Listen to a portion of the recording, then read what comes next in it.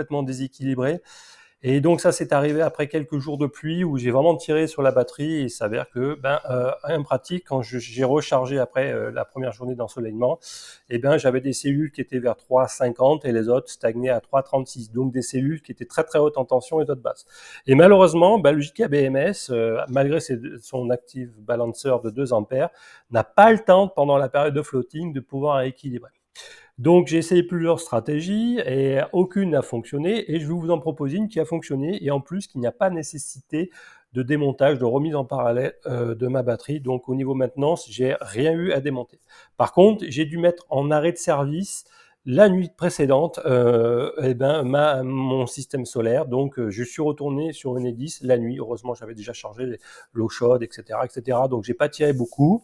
Alors ma stratégie en 2 étapes. La première, c'est que j'ai isolé la batterie avec le sectionnaire et j'ai laissé travailler le JKBMS tout seul, donc sans alim stabilisé à 58 volts. Donc j'ai laissé travailler et celui-ci, qu'est-ce qui s'est passé? A fait descendre les deux tensions de référence, la max et la min. Et vous voyez, les deux descendaient, ça c'est la max en vert et en jaune c'est la min. Les deux sont descendus, la verte un petit peu plus rapidement et puis d'un coup beaucoup plus rapidement, par exemple à partir du 3h du matin, et je suis arrivé avec un delta V très très acceptable de l'ordre de 0,010 millivolts. Et à partir de là, la deuxième partie de ma stratégie, ça a été de redémarrer mon onduleur solaire et de régler une tension de bulk et de float. Sachant que mes cellules étaient arrivées vers 3,36 en valeur moyenne, j'ai démarré le bulk vers 54,4 ou 6 et surtout j'ai mis 0,4 volts de différence par le bas pour le float. C'est-à-dire si j'avais mis 54,6 pour le bulk, j'avais mis 54,2 pour le float. Et j'attendais que les cellules montent, les tensions montent de chacune. Il y avait encore un delta V qui a grandi, mais au bout d'un moment, ça a rediminué, etc., etc.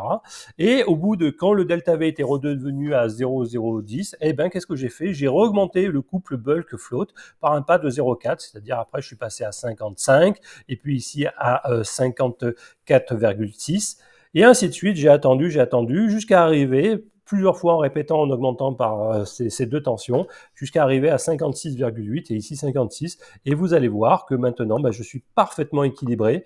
Enfin, toutes mes tensions, mes cellules sont autour de 3,50 avec un delta V de 0,06. C'est vraiment petit, vous voyez. Et ça, c'est bien. Maintenant, je vais pouvoir diminuer la tension de float et remettre un seuil de démarrage du BMS qui était pour l'instant à 3,35. Je vais pouvoir le augmenter envers 3,4 ou 3,45.